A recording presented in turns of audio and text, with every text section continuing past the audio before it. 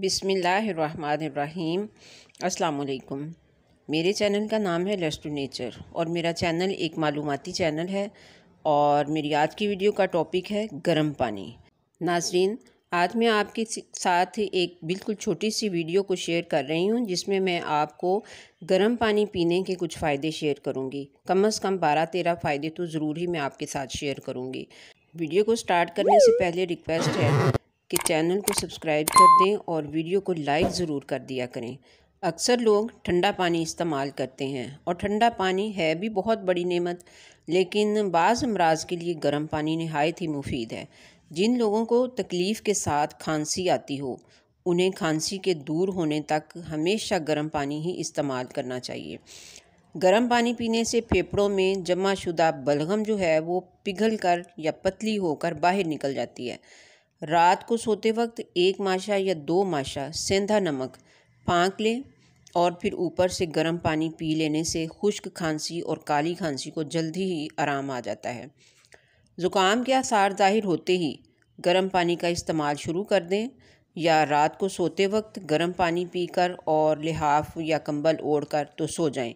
इस तरह से 3 रोज़ करने से ज़ुकाम जो है वो दूर हो जाएगा। हैज़ा की हर एक हालत में मरीज़ को गर्म पानी और नमकीन गर्म पानी पीने के लिए दिया जाए तो इससे बहुत ही फ़र्क पड़ता है। गर्म पानी से हैज़ा के जरासीम मर जाते हैं और मरीज़ तंदुरुस्त होने लगता है।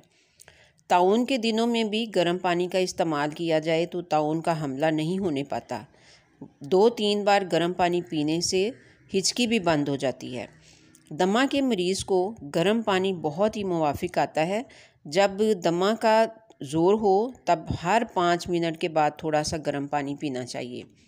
गर्म पानी पीने से पेट का दर्द बग़ैर दवाई के ख़त्म हो जाता है। गर्म पानी पीने से बढ़ती हुई तिली या जिगर की सोजश को बहुत जल्द आराम आ जाता है।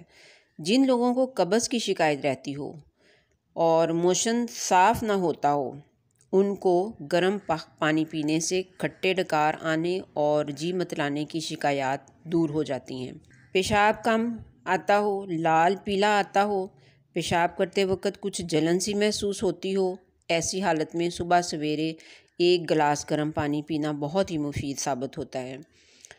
एक बात याद रखिए कि जिस तकलीफ़ के लिए गर्म पानी पिया जाए, जब वो तकलीफ़ दूर हो जाए तो फिर उसके बाद उसको हरगिज़ इस्तेमाल ना करें, क्योंकि बग़ैर ज़रूरत के ज़्यादा अरसा तक इसे जारी रखने से नुकसान का भी अंदेशा हो सकता है। उम्मीद करती हूँ मेरी ये छोटी सी वीडियो आपको अच्छी लगी होगी। मिलते हैं फिर नेक्स्ट इंशाअल्लाह।